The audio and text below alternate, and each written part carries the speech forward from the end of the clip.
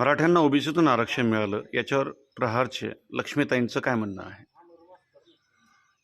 जय शिवराय, जय प्रहार. मराठ्यांना आरक्षण मिळाले, सगळ्यांना हार्दिक शुभेच्छा आणि आनंदाचीच गोष्ट आहे. फडणवीस सरकारने जे मराठ्यांना आरक्षण दिलं त्याबद्दल आम्ही त्यांचे धन्यवाद व्यक्त करतो. पण प्रश्न आहे, हे खरंच टिकणार आहे का, हा माझा प्रश्न आहे आणि हे टिकलं पाहिजे. सुप्रीम कोर्टामध्ये राज्यघटनेच्या तरतुदीमध्ये बसेल का हा मुद्दा आहे. शासन निर्णय निघलाय, शासन निर्णय असे हजारो निघलेत, पण त्याची अंमलबजावणी 100% होणार आहे का, आमच्या बरोबर न्याय होणार आहे का, हा प्रत्येक मराठ्याच्या मनातील एक प्रश्न आहे. धोका तर नाही होणार ना? धोका होणार नाही, धोका तर होणार का नाही याचं असं वाटतंय, पण विश्वास हा ठेवावा लागतो.